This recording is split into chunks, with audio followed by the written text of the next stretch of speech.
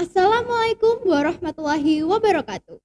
So how do you usually practice to playing a keyboard? I usually practice with my teacher in my home.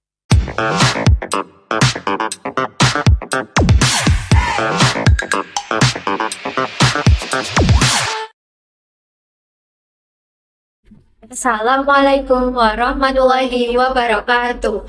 Hi, years. We are from 8.3 on MTsB Kitani Chakar. Now we will podcasting about trading. We will begin from how is the law of trading in Islam. So the law of trading in Islam, the law is regulated by the principle of Sharia. The law is permissible. Allah said in Quran Surah Al-Baqarah, verse 275. Those who consume interest cannot stand except as one stand, such as being beaten by Satan into insanity. It's just like what they say that trade is just like interest, but Allah permit trade and forbidden interest. And also, whoever that returns to what that according to the receive the admonition from the Lord, and this is with his affair rest with Allah. And for someone who companioned by it will be abide eternally therein. And what about you, Nadia? How is the law of the seller cheated on the good skills? So, cheating or deceiving when conducting sale is prohibited in Islam.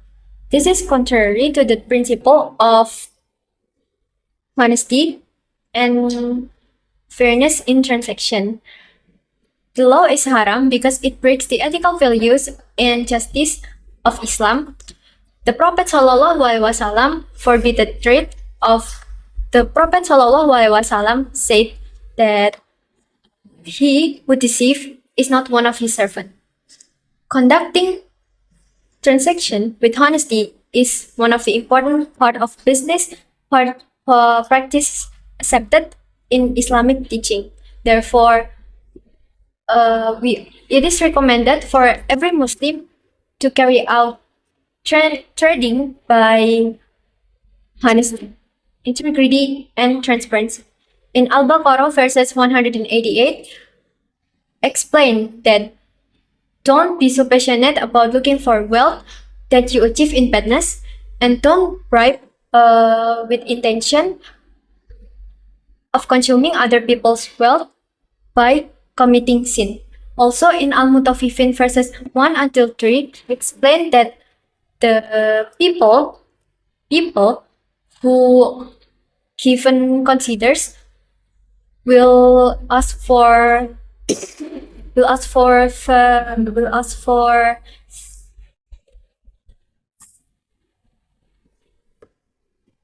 we ask more, but if they considers for other people, they will decrease it.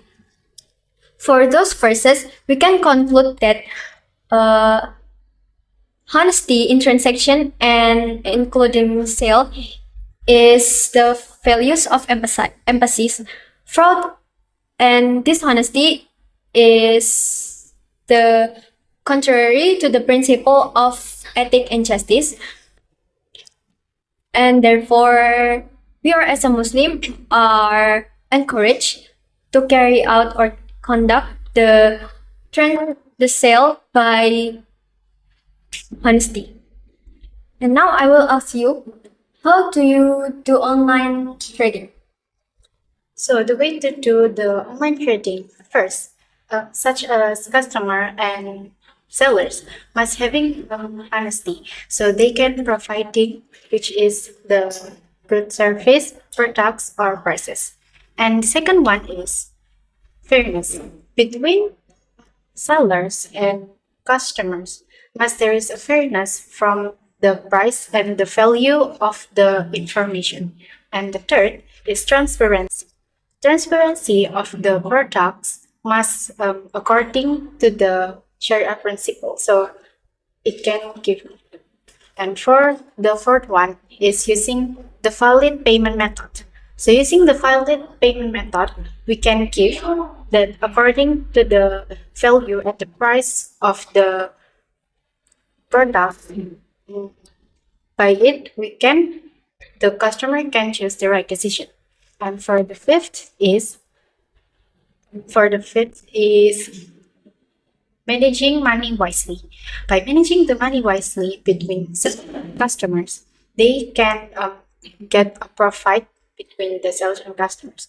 And the last one is having a customer protection. For the customer protection, we such a customer must have protection. Such as the products that we get, we must getting the protection, because if we don't getting protection, we will get lost, and the sellers will just get profit without and giving a loss from us. And from that 6 point that I gave to you, by that 6 point is we must such seller and customer must give the same profit, so have the same goal for it.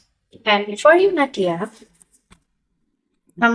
why does in Islam prohibit to doing ijab?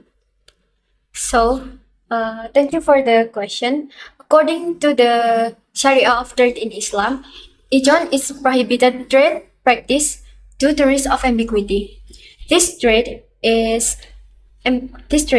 guaranteed on credits given to farmers whose payments are made by their harvest based on low selling prices. Anas bin Malik said, "The Prophet ﷺ forbid trade of muhaqala, muzabana, mutabada, musalama, and muhadoro."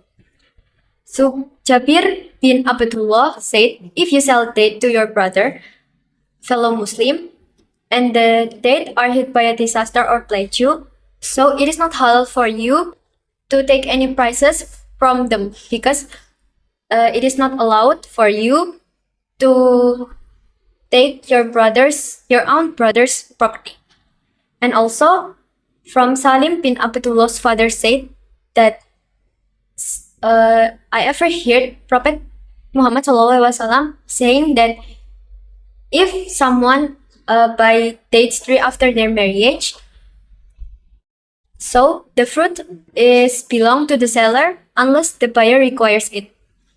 In Arabic, it is called as muhadloro, which means sell fruit or grain that is not ripe yet. And also, it can also be called as muhaqala, which is sell them when they're young. So that's all.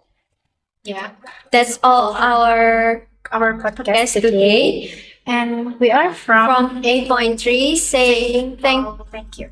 thank you for your attention. Wassalamualaikum warahmatullahi wabarakatuh.